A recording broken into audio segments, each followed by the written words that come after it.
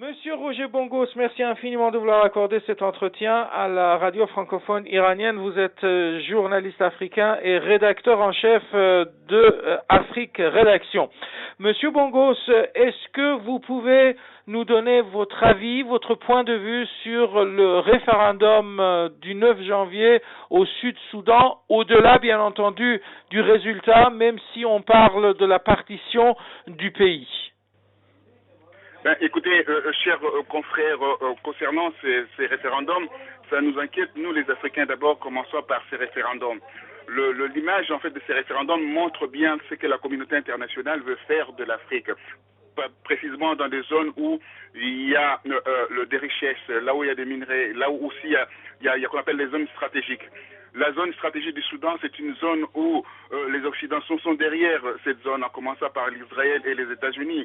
À plus forte raison que l'Israël veut ouvrir une ambassade là-bas. Mais qu'est-ce qu'on y trouve en fait dans le Sud-Soudan? On y trouve en fait du pétrole et également de la nappe phréatique, vous savez, de l'eau pure qu'aujourd'hui les Occidentaux veulent mettre la main là-dessus, comme le bassin du Congo.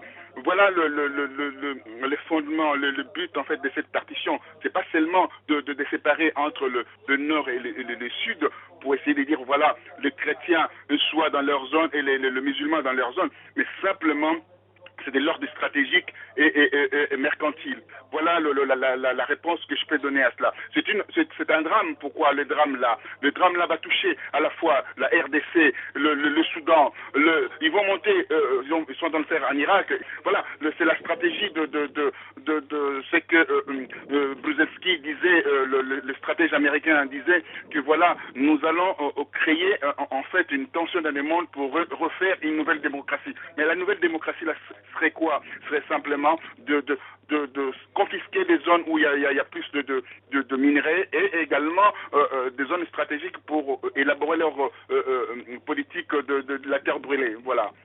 Monsieur Bongos, vous avez également évoqué le cas de l'ouverture d'une ambassade israélienne à Djouba, si jamais il y a un État du Sud-Soudan, si la partition gagnait au référendum. Qu'est-ce que Israël y chercherait et qu'est-ce qu'il aurait à gagner dans cette partie du Sud-Soudan? Écoutez, je disais que c'est une zone stratégique. C'est une zone stratégique où on va pouvoir à la fois gérer le sud, qu'on appelle africain, les zones du bas de l'Afrique, là où, vous savez, les Nils, ça descend, le Soudan, ça va jusqu'à l'Égypte et jusqu'au Congo. Donc c'est une zone stratégique pour contrôler en fait à la fois des mouvements, vous savez, le mouvement entre guillemets terroristes, parce qu'ils veulent en fait éradiquer ces mouvements-là. Donc Israël a beaucoup plus l'intérêt à regarder, avoir un regard beaucoup plus stratégique et militaire là-dessus, parce que c'est des zones qui couvrent aussi jusqu'au nord, ça va remonter jusqu'à l'Érythrée et l'Éthiopie.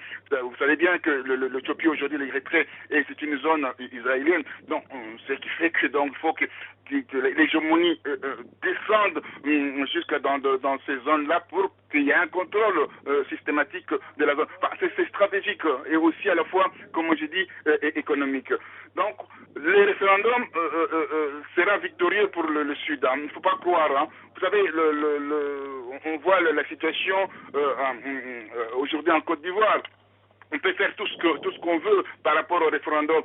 On a vu avec les systèmes ZS utilisés au Togo pour truquer les élections avec les systèmes électroniques venant de l'Union européenne. Donc voilà. Donc je pense que à mon humble avis, ces résultats seront en faveur du Sud.